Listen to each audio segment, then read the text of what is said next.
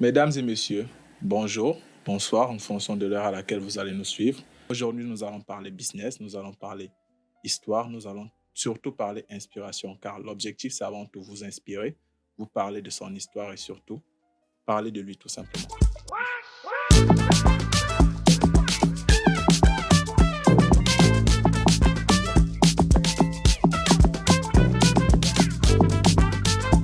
Monsieur Austin Boyon, bonjour. Bonjour Boulard, bonjour Steve. Merci de m'avoir invité. Les algorithmes ont remplacé les humains et il faut comprendre le fonctionnement des algorithmes aujourd'hui. Et donc, c'est une formation perpétuelle. Il n'y a aucune différence aujourd'hui entre un entrepreneur et un médecin. Un médecin qui doit se recycler tous les jours, un entrepreneur, il doit se recycler tous les jours. Donc, il faut se former, il faut jamais arrêter, il faut continuer, apprendre des nouvelles techniques, que ce soit seulement dans le marketing, comment vendre, comment créer de l'émotion, comment fidéliser de la clientèle, comment faire du Facebook Ads aujourd'hui. C'est tout un métier. Faire du TikTok Ads, c'est un métier, un vrai métier. C'est quelque chose qu'il faut apprendre. Même si je pense qu'un entrepreneur ne doit pas le faire, mais il doit comprendre les bases. Parce qu'à chacun son métier, il faut, à un moment donné, prendre les professionnels de chaque segment de notre business et leur confier ces tâches-là. Donc, il faut savoir, à un moment donné, déléguer. Donc, la délégation aussi, c'est une très belle clé. Mais la formation reste quelque chose de fondamental pour un entrepreneur aujourd'hui, en 2024. Alors, cinquième leçon, savoir déléguer. Alors aujourd'hui, déjà si on part depuis le Gabon, on a pu voir que tu as eu cette aptitude assez tôt de savoir que bien traiter ses salariés, les boss, déléguer, augmente la croissance. Et aujourd'hui, la formation permet à l'entrepreneur d'avoir des acquis. Alors, quelle est la place de la délégation dans The Boy et dans ton parcours? Ben alors aujourd'hui, dans The Boy, je gère toute la partie créa, c'est-à-dire que j'ai d'autres designers que je paye, qui me font des designs. Et moi, je gère l'opérationnel au quotidien. Mon job à moi aujourd'hui, c'est plus de vendre, de chercher du B2B, de chercher du B2C, de chercher des nouveaux fournisseurs, faire des salons, ça c'est mon job. Maintenant, tout ce qui est partie marketing digital, c'est une agence qui gère. Tout ce qui est vidéo, c'est une agence. Tout ce qui est photo, c'est une agence. Donc, toutes ces parties-là, je délègue parce que c'est pas mon job à moi. Même jusqu'aux rédactions, par exemple, des fiches produits, c'est pas mon job. C'est pas ce que je sais faire. Donc, mon job consiste vraiment à l'opérationnel très, très réduit. Et je me concentre sur ce que je sais faire le mieux. C'est-à-dire que travailler sur le produit, chercher les bons fournisseurs, bon rapport qualité-prix, faire des testings, parce qu'il faut savoir que, entre guillemets, la pauvreté a fait que j'ai d'abord un process pour un produit de boy. Par exemple, un suite comme celui que je porte, pour que je valide la production, je dois le tester pendant 3 mois minimum. C'est-à-dire quand je reçois les premiers samples, je les passe en machine, je lave, par exemple, un suite comme celui-ci, il doit être lavé à 30 degrés. Mais il m'arrive de monter à 60. Pourquoi? Parce que je pars du principe qu'un client, il peut se tromper. Il met à 60. Et je veux voir le comportement du vêtement à 60, par exemple. Je dois mélanger les couleurs pour être sûr que l'usine m'a fourni du bon matériel en termes de colorimétrie. Donc, je dois mélanger, par exemple, les caleçons entre eux pour voir si l'un ne tâche pas l'autre ou pas. Donc, c'est des process que j'ai établis depuis la base. Je dois t'avouer que ce n'est pas un process qui est venu comme ça subitement, c'est la pauvreté qui a fait. Parce que entre le temps que moi, je commande un sample et le temps que j'ai l'argent pour produire la collection, je lavais les habits, je les portais. Donc, voilà, c'est comme ça que c'est arrivé. Et puis, je me suis dit, tiens, on met ça en place désormais. C'est vraiment le process avec lequel on doit travailler. Donc, je m'assure toujours qu'à chaque collection, je teste les habits 3 mois avant. Alors avant The Boy, il y a eu plusieurs aventures entrepreneuriales. Il y a eu la première expérience du jeu vidéo, il y a eu la seconde au Gabon, une autre. Après, par la suite, il y a eu d'autres quand tu es arrivé en France, quand tu es arrivé en Beng, autant pour moi en Suisse. Tu as testé plusieurs business. Comment est-ce que ces business t'ont enseigné l'entrepreneuriat et est-ce que s'il fallait reprendre, tu referais tout pareil? Ou alors, quel a été ton retour sur investissement et surtout ton retour en investissement, surtout émotionnel et lucratif? Alors, je vais être très cru. Une des leçons fondamentales que j'ai apprises en investissant au Cameroun pour la première et la deuxième fois, euh, c'est que l'expérience, c'est la seule maladie qui passe après le médecin. Non, on va reprendre. L'expérience, c'est le seul médecin qui passe après la maladie. Je ne sais pas si tu comprends ce que je veux Ouais, dire. je comprends parfaitement. C'est-à-dire que, Ouais. je reprends, l'expérience, c'est le seul médecin qui vient vous voir après la maladie. Donc, si tu me poses la question de savoir si c'était à refaire, est-ce que je referais la même chose? La réponse est oui. Pourquoi? Parce que à chaque fois qu'on fait quelque chose, on est dans un état d'esprit où on est sûr que ce qu'on fait, c'est la bonne chose. À chaque fois. Donc, le plus souvent, des gens qui me disent « Ouais, je ne referai plus la même chose. » Oui, mais mon gars, parce que tu es passé par là. Bah oui, C'est pour ça que tu peux te permettre de le dire. Tu comprends ce que je veux dire? bien sûr. Mais de manière générale, le truc, c'est que tant que tu n'as pas vécu une expérience, tu ne sais pas ce que c'est. C'est comme on dit, la meilleure façon de prédire l'avenir, c'est de le créer. Tout simplement. Donc, de par mes différentes expertises, enfin, expériences entrepreneuriales au Cameroun, j'ai eu des échecs cuisants. J'ai commencé par Douala en 2009 où j'ai créé un centre de gestion de séminaires couplé à un cybercafé où on gagnait des marchés pour gérer des séminaires, du FAO, du PNUD, des grands organismes comme ça qui, une fois, pendant le séminaire, à la fin, ils ont besoin d'avoir une brochure reliée proprement et puis qui vont distribuer aux panélistes et aussi au public qui est venu assister à ces salons-là. Donc, à cette période-là, je vais perdre l'équivalent de 15 millions de francs CFA parce que j'avais importé de gros copieurs. J'avais des IR 105, c'est-à-dire que c'était des copies, des photocopieuses qui pouvaient débiter 105 copies à la minute, en fait. Et puis, j'avais d'autres machines, j'avais des machines de cybercafé et tout. Et puis, on a gardé cette entreprise-là pendant 2 ans. Et un jour, je suis arrivé au Cameroun. J'avais un grand frère qui s'occupait de l'entreprise. Et puis, il m'a appelé avant. Il m'a dit que les impôts devaient sceller l'entreprise parce qu'on n'avait pas payé l'équivalent de 500 000 francs. Et qu'il fallait que je lui envoie l'argent très rapidement. Sinon, on devait sceller l'entreprise. Et donc, je dis, OK, écoute, je t'envoie l'argent demain. Mais quand il m'appelle, je suis en train d'aller au Cameroun. Donc, je prends le vol, j'arrive au Cameroun, je descends à Douala. On avait les bureaux en face de Codco, juste à côté du port autonome de Douala. Et les impôts étaient juste à droite de mes bureaux. Et donc, je sors, je m'en vais aux impôts. Quand j'arrive le matin, je vais voir mon chef de centre. Je lui dis, apparemment, j'ai une facture ici. Et je lui dis, combien je vous dois? J'étais parti avec mes 500 000. Parce que je savais que je dois 500 000. Et le monsieur me dit non, c'est 52 500 ou 54 000 quelque chose, en fait. Il fallait payer l'équivalent d'une patente, en fait. Et donc, je dis OK. Donc, si je vous paye ça, je ne vous dois plus rien. Le mec me dit oui. C'est tout ce que vous devez ici. Je paye l'argent.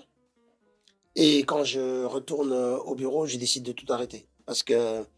Alors, ça n'était pas fiable. Voilà, je ne comprenais pas que...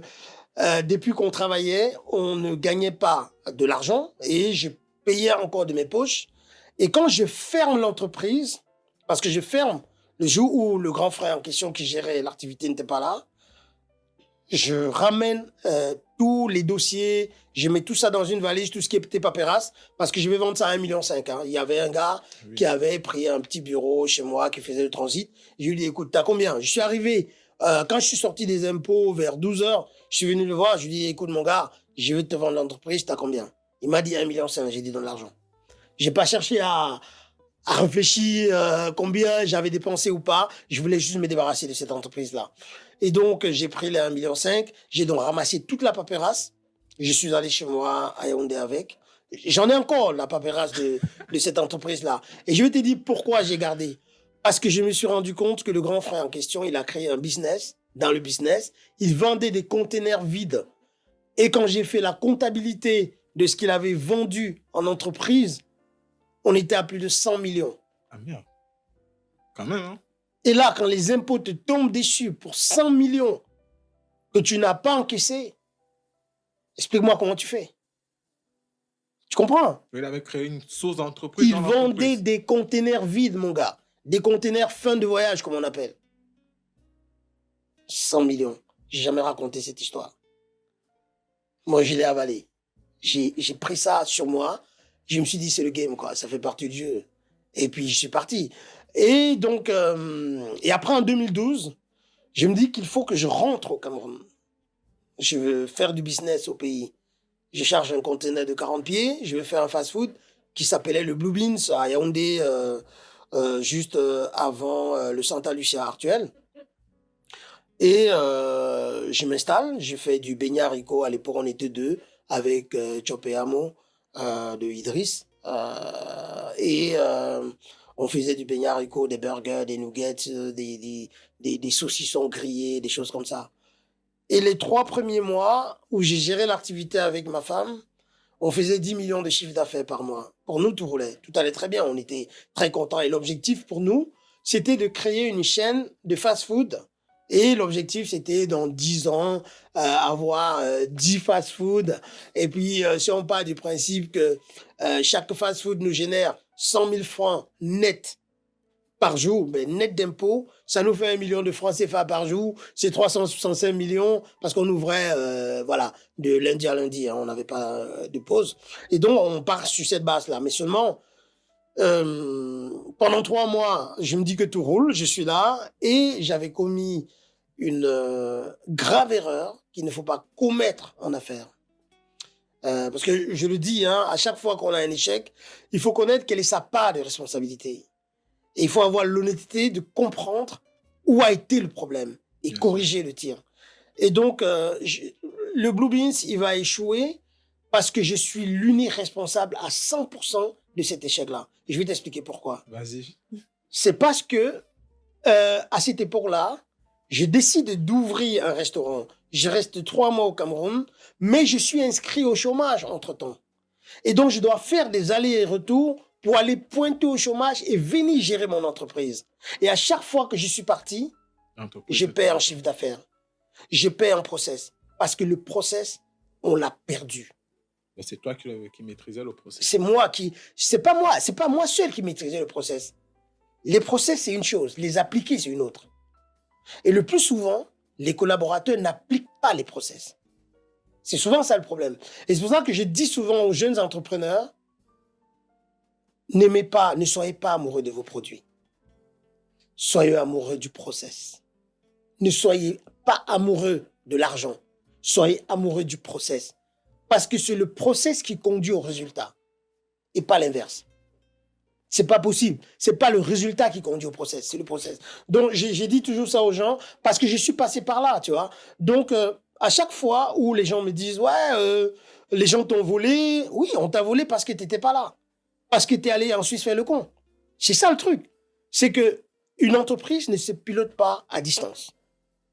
Je te prends un exemple tout bête. Est-ce que toi, Steve, aujourd'hui, avec tous tes moyens physiques, intellectuels, tu as toute ta santé, est-ce que tu prendrais ton fils que tu vas confier à ton voisin ou à ta tante pour élever ton enfant? Non. Est-ce que tu le ferais? Non. Le business, c'est pareil. Le business, c'est comme ton enfant. Tu ne peux pas le confier à quelqu'un. Tu dois, dans ton business, le do it yourself doit être au moins le 80%. Tu dois comprendre tes process. Tu dois comprendre ce que tu fais. Et si tu ne comprends pas ça, t'es dans la merde. Mais t'es dans le cambouis, mon gars. Si tu penses que tu vas recruter des gens qui vont venir faire des tâches que tu ne comprends même pas comment ça fonctionne, les mecs, excuse-moi du terme, ils vont t'escroquer. Bien sûr, parce qu'ils sont sûrs que tu ne pourras pas dire avec certitude que tu sais ce que tu fais. Voilà, effectivement, donc il faut maîtriser son process. Donc ça, c'est cette première leçon. La deuxième leçon que je vais apprendre, clairement, c'est un truc de dingue. Dans ce restaurant, je vais investir 100 000 euros, l'équivalent de 65 millions de francs CFA. Et en 2 ans, je vais cramer cet argent. Je vais vivre 2 émotions. Le premier jour où on ouvre sans publicité, parce que j'avais fait un marketing prédictif, où j'avais commencé à vendre le Blue Beans alors qu'il n'existait même pas encore. Donc j'avais créé tout un tas de bannières que je publiais, j'avais choisi des beaux beignets, j'avais choisi des jus de foléré, des choses comme ça que je commençais. Et des gens, comme j'avais déjà eu l'emplacement, les gens y allaient déjà, alors que c'était pas ouvert. Et donc, je vais comprendre, ce ticket-là, ce que je vais te dire, c'était un ticket chèrement payé. C'était un ticket à 100 000 euros. Mais j'ai appris que ce n'est pas l'argent qui fait un business. C'est un business qui fait de l'argent. C'est pas le capital que tu as qui compte. Parce que je vais démarrer The Boy avec 116 $. Et quand je regarde le parcours qui est le nôtre aujourd'hui, je pense que si j'avais démarré The Boy avec 100 000 euros, je ne serais pas où je suis aujourd'hui. Sûr, j'aurais commis tellement d'erreurs, j'aurais acheté tout et n'importe quoi, et je pense que j'aurais pas eu le temps d'apprendre. Donc, c'est une importante leçon aussi que j'ai apprise à cette période de ma vie. Et puis, une autre leçon fondamentale, c'est que quand j'ai fait le Blue Beans, je n'ai pas fait le Blue Beans parce que j'aimais le restaurant, parce que j'aimais les beignets haricots. Je l'ai fait pour des raisons purement financières. Je voulais gagner de l'argent. Et ça, c'est une autre erreur fondamentale. À chaque fois que tu entreprendras pour des mauvaises raisons, tu vas échouer. Tu ne pourras pas tenir. À chaque fois. Et le Blue Bean, c'est pour ça que j'assume l'entière responsabilité de cet échec-là. Donc, pour revenir aux 2 émotions que j'ai vécues, le jour où tu ouvres le restaurant et puis que tu as 700 personnes, tu as 14 salariés qui sont là, tu veux tous les affilier à la CNPS parce que tu y crois dur comme fer, que les petites mains qui t'accompagnent doivent quand même avoir une retraite méritée et qu'à un moment donné, ils vont intégrer ton entreprise en tant qu'entité entière, tu te dis, OK, on les paye bien. Moi, j'avais fixé les salaires, par exemple, à 100 euros, ce qui était 2 fois la moyenne de ce que le segment payait, parce que je voulais tellement du bien de mes salariés. Et donc, quand tu ouvres, tu as 14 salariés, tu as 700 personnes qui se bousculent, et ce jour, tu fais plus d'1 million de francs CFA de chiffre d'affaires une journée, et le jour où tu baisses les rideaux et que tu es seul, et tu sais que le lendemain, tu ne seras plus là, tu n'iras plus là-bas. Ça, c'est violent. C'est-à-dire que tu vis, quand tu es un entrepreneur et que tu n'as pas vécu ces 2 émotions, tu peux dire qu'échouer, c'est bien. L'échec n'est pas sexy, frère. Il n'y a rien de glamour dans l'échec. Échouer n'est pas sexy. Il n'y a rien de sexy là-dedans. Bien sûr, les gens te diront toujours qu'on tire des leçons de ces échecs. Mais s'il faut, si on peut éviter d'échouer, ça serait l'idéal du game. Parce que lorsqu'on a baissé le rideau, qu'on doit rendre compte à nos enfants, à nos femmes, à notre famille, à nos amis, qu'on doit rendre compte à nos collaborateurs, à nos salariés, qu'on regarde tous les impôts qu'on ne paye pas. Toutes ces choses-là, c'est quelque chose qui te rend confus, honteux. Tu te dis, mais merde, j'aurais pu faire autrement. Pourquoi j'ai échoué? Et toutes ces questions-là, à ce moment-là, si tu n'es pas bien entouré, et c'est pour ça, parce que je prévois, tu vas me poser des questions sur qu'est-ce que tu veux dire à un jeune entrepreneur, machin. Non, mon gars, il faut commencer, il faut être bien entouré. Parce que quand tu baisses le rideau, quand tu commences à patauger dans la fange et que tu n'es pas bien entouré, tu peux déprimer. C'est la descente aux enfers. Donc, pour moi, ce sont ces leçons-là que je voulais partager avec Bullard aujourd'hui, en espérant que ça va aider les jeunes frères qui sont en train de se préparer à se jeter dans l'arène, en fait. Franchement, là, nous avons eu beaucoup de leçons. La 6e leçon, déjà, il faut maîtriser le process, car le process vous conduira vers le succès. La 7e, c'est ne courez pas après l'argent, car ce n'est pas l'argent qui fait le business, c'est le business qui produit de l'argent. La 3e, faites-vous entouré surtout par des personnes de qualité, parce qu'au départ, vous serez nombreux, mais à la fin, vous pouvez vous retrouver tout seul.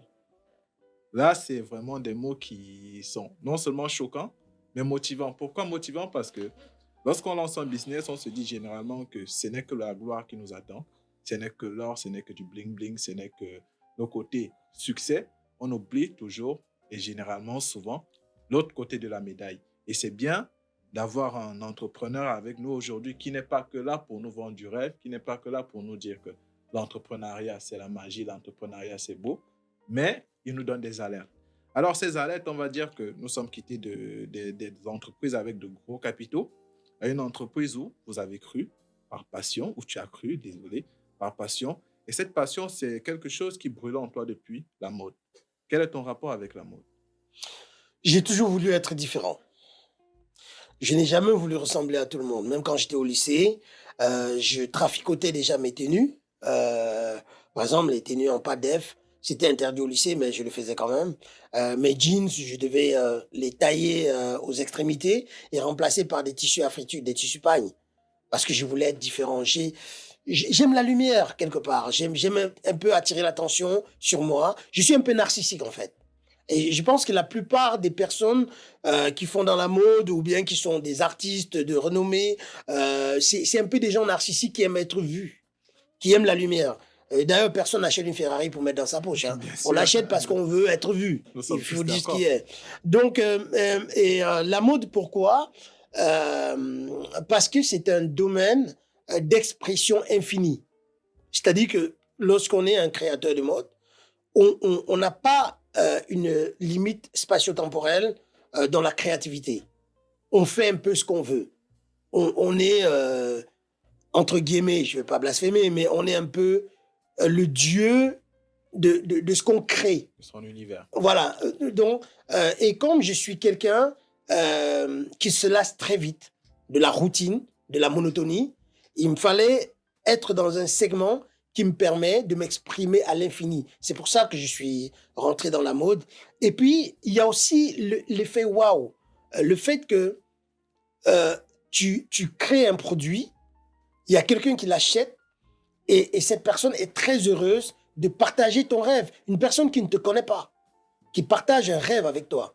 Et je l'ai aussi choisi vraiment par passion. Par contre, et c'est très contre-intuitif ce que je vais dire, ne faites jamais rien par passion. Mais c'est parce que la passion va obstruer votre champ visuel de perspective. Vous aurez le guidon dans le truc et vous n'allez pas élargir les perspectives parce que c'est votre passion. Rarement on devient riche de sa passion. Rarement. Parce que parfois on est à fond dedans. Les passionnés tombent amoureux de leur produit. Et pourquoi je dis qu'il ne faut pas tomber amoureux de son produit? Parce que lorsqu'on tombe amoureux de son produit, on oublie que le produit doit générer des profits. Et donc, on vende ou pas, on aime déjà et on est heureux de le posséder. Annonceur Ortega, le boss de Zara, il n'aime pas les vêtements. Le mec ne peut pas aimer 1 million de pièces d'habits qui créent par an. Qui c'est qui peut aimer 1 million de pièces d'habits? Déjà, pour les retenir, c'est compliqué. Donc voilà. Donc à un moment donné, comme je dis toujours fondamentalement, il faut revenir au process. Donc j'ai entrepris dans la mode par passion, mais j'ai aussi très vite compris qu'il fallait que ça devienne un business. Et c'est tout un autre, c'est un autre parcours, c'est un autre mindset, c'est une autre façon de penser. Donc à ce moment-là, on fait des produits pour les clients et non pour soi. Pourtant, à la base, quand on est passionné, on fait d'abord ce qu'on aime. Ouais. On n'écoute pas le marché. Or, le marché a ses propres forces et ses propres faiblesses. Donc, une fois qu'on est passionné, ça devient très compliqué d'écouter le marché. Une fois qu'on est passionné, ça devient très compliqué d'écouter le marché. Leçon numéro 8, ne tombez pas amoureux de votre passion, de votre métier. Créez plutôt de la valeur et créez de la valeur axée autour de votre clientèle. Alors, j'ai une question qui me revient à l'esprit. Depuis le début, The Boy était là. The Boy a été lancé une première fois. Ça a connu un échec. Une seconde fois, tu es parti sur une autre création qui était l'agence de restauration. Maintenant, qu'est-ce qui t'a dit, réessaye The Boy? Est-ce que c'était au coin de ta tête, dans un coin de ta tête, tu te disais, je pense que c'est ce que je dois faire, ou alors c'est revenu d'un coup et tu t'es dit pourquoi pas? Alors, écoute très bien ce que je vais te dire, Steve. Tu sais, tu es dans la vie parce que tu as gagné le plus beau des combats, le tout premier. Lorsque vous étiez dans le ventre de maman, en tout cas, la course à l'ovulation, on va dire ça comme ça, lorsque vous avez fait cette course à l'ovulation, vous étiez des centaines de milliers, voire des millions, et tu as gagné. Tu es à la vie aujourd'hui. Tu es en face de moi. On se parle parce que tu as gagné cette première course. Tu sais pourquoi tu l'as gagné? Non. C'est parce que tu as exposé ton plan divin à Dieu. Tu as dit à Dieu quel type d'entrepreneur tu serais. Tu lui as dit que tu devais créer Bullard. Tu as dit que tu devrais impacter, que tu devais être un bon père de famille. Tu as dit que tu devais prendre soin de ton corps, que tu devais être un bon sportif. Tu as dit à quel point tu devais aimer tes parents. Comment tu devais transformer le monde. Dieu, il a validé ton plan parce que tu y as mis de l'énergie. Tu es entré à la vie. Et une fois entré à la vie, pourquoi tu veux t'arrêter? Pourquoi tu veux que cette énergie-là ne continue pas de te porter dans tout ce que tu fais? Pour moi, je considère que la vie en soi, ça reste un jeu. Il faut maîtriser les règles du jeu, certes, pour gagner le jeu, mais qu'importe qu'on gagne aujourd'hui ou qu'on gagne demain ou qu'on gagne jamais, il faut jouer et prendre le plaisir à jouer. Et moi, je suis un joueur. Et je n'arrêterai jamais de jouer. Tant que je peux, je jouerai. Voilà pourquoi, après tant d'échecs, je continue de travailler. Et même si The Boy devait s'arrêter demain, je continuerai. Je partirai sur d'autres choses, sur d'autres projets. D'ailleurs, je suis un investisseur dans l'âme. J'ai des projets sur lesquels j'ai mis de l'argent aujourd'hui. Donc, je continuerai coûte que vaille. Parce que c'est aussi un truc qui me drive. Comme j'aime la liberté, j'aime aussi donner aux autres la liberté. C'est ma grande plateforme. Ça me définit. Donc, à quel moment donné, je vais m'arrêter de rêver de mes espaces de liberté parce que, soi-disant, j'ai eu des échecs? Non. L'échec en soi, ce n'est qu'une étape vers le succès. Pour moi, je vois ça comme ça. L'échec n'est qu'une étape vers le succès. Très poignant ce message. Parce que nous sommes tous amenés à échouer un jour. Même les plus grands investisseurs du monde ont connu des échecs.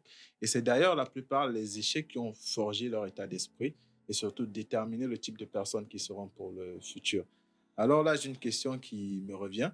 Quelle est la différence? Écoute, Steve, Oui, avant que tu ne poses ta question, excuse-moi. pas de souci. Tu sais, un enfant, quand il vient au monde, euh, il découvre le gigantisme du mètre carré en tombant. C'est que pour lui, quand il marche dans la rue, ou bien quand il marche dans un salon, le salon est très grand. Oui. Ça le paraît insurmontable quand il rampe encore. Mais la difficulté, la douleur de la vie commence au premier jour. Le premier jour où tu pousses ton premier cri, quand tu viens au monde, tu pleures. Personne ne vient au monde en souriant. Si tu en sais un qui est venu en disant « Hé, tout va bien », tu me dis, personne ne vient à la vie en souriant. Et quand tu ne pleures pas, on te donne une vraie claque. Ça s'appelle la claque de la vie. Donc au final, dans la vie, à partir du moment où tu es né, c'est déjà, tu pleures parce qu'en fait, la vie, c'est un échec en soi. Parce que le succès te fait rire. Le succès te fait sourire. Le succès te donne d'autres types d'émotions. Oui. Mais la naissance, pourquoi à la naissance on pleure? On sort de notre idéal. Ben voilà. Donc il faut comprendre. La vie en soi, c'est une succession de difficultés. Tu vas au devant, tu dois apprendre à marcher, tu tombes. Avant de devenir un homme, mon gars, tu passes par des déceptions, des trahisons. Tu passes par des échecs scolaires. Tu passes par des échecs relationnels. Tu passes par des échecs vis-à-vis de toi-même. Tu prends du poids que tu n'arrives plus à perdre. Ce sont des échecs. Tu fumes, tu n'arrives pas à arrêter. Tu bois, tu n'arrives pas à arrêter. Tu vois, il y a tellement... Toute notre vie est basée sur un combat perpétuel qui ne s'arrêtera jamais. Ça s'arrête seulement quand on est mort. Repose ta question donc, s'il te plaît.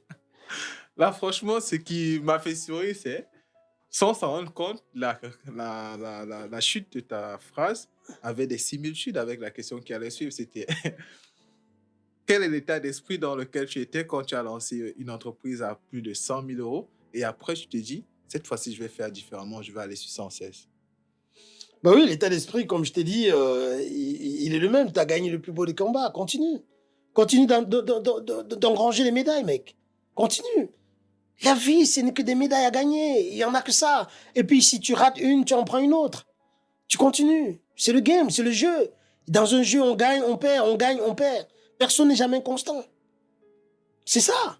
C'est ce qui doit te driver, c'est ce qui doit te faire courir. C'est le truc où tu te lèves tous les matins en te disant, écoute, de toutes les façons, ça reste un jeu. Je prends du plaisir à jouer. Et moi, je suis un joueur. Je suis un joueur. Et j'ai la chance dans mon jeu, c'est que la seule façon de prendre ma retraite, c'est de mourir. En ce qui me concerne. Parce que je ne sais pas quand je vais arrêter. Est-ce que Warren Buffett a arrêté? Non. Et pourquoi je devrais arrêter? On n'arrête pas tant qu'on peut. Il faut pousser. À part sauf si tu es malade et puis que tu te retrouves chez un lit d'hôpital parce que peut-être que la santé est chancelante et puis que tu n'as plus toutes tes capacités psychologiques, physiologiques, intellectuelles de mener à bien tes projets. Mais tant que tu as vu, le père Kaji de Photo, il est mort en travaillant. Photo Victor est mort en travaillant. Monsieur André Sorin est mort en travaillant. Nutur Gwejan Samuel est mort en travaillant. Sopo Prison est mort en travaillant. Mais pourquoi tu veux que j'arrête? Je sais pas si tu comprends ce que je veux dire. Donc, on a la chance dans ce métier-là qu'on ne prend pas sa retraite à 39 ans, comme un footballeur.